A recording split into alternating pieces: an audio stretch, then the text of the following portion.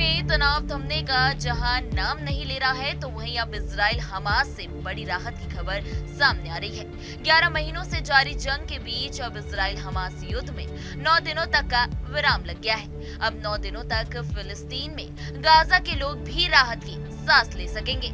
जी हाँ, इजराइल के लगातार बमबारी से तड़प रहे गाजा को अलग अलग क्षेत्रों में 3-3 दिनों की राहत की सांस मिल रही है।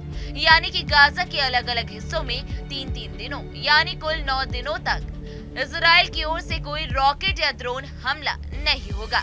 तो इसकी वजह 6,40,000 बच्चे हैं। गुरुवार को WHO ने बताया कि हमास और इजराइल ने गाजा में अब अल्पकालीन युद्ध विराम पर सहमति जताई है। आइए जानते हैं आखिर ये पूरा मामला क्या है। दरअसल हमास और इजराइल के बीच पिछले 11 महीनों से जंग जारी है। इसकी वजह से लाखों बच्चों का पोलियो टीकाकरण नहीं हो पाया है, जिसके मद्देनजर WHO के सीनियर अधिकारी ने बताया कि गुरुवार को दोनों पक्षों ने युद्ध विराम पर सहमति जताई है, ताकि पहले चरण में 6,40,000 बच्चों का टीकाकरण संभव हो सके। उन्होंने बताया कि रविवार को बच्चों का टीकाकरण शुरू होगा। ये सुबह के 6 बजे से शुरू होकर दोपहर के 3 बजे तक चलेगा। साथ ही उन्होंने ये भी बताया कि चिंता इस बात की है कि इतने बच्चों के टीकाकरण के लिए 3 दिन का समय काफी नहीं होगा। इसके लिए उनको 1 या 2 और दिन का समय भी पड़ सकता है।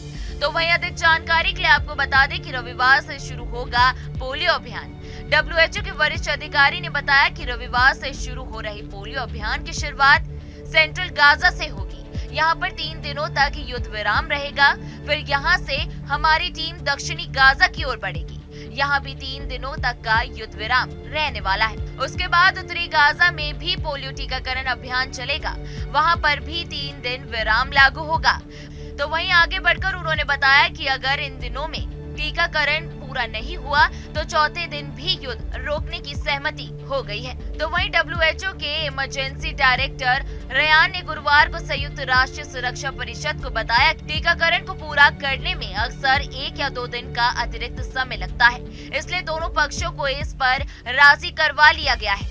वहीं पीपरकोन ने कहा कि अगर टीकाकरण का पहला दौर पूरा होता है तो 4 सप्ताह बाद टीकाकरण का पूरा दौर शुरू किया जाएगा। तो वहीं 25 सालों में ये पहली बार है जब 23 अगस्त को गाजा में एक बच्चे में टाइप 2 पोलियो वायरस की पुष्टि की गई है, जिसके बाद से ये अभियान अब जारी किया गया है।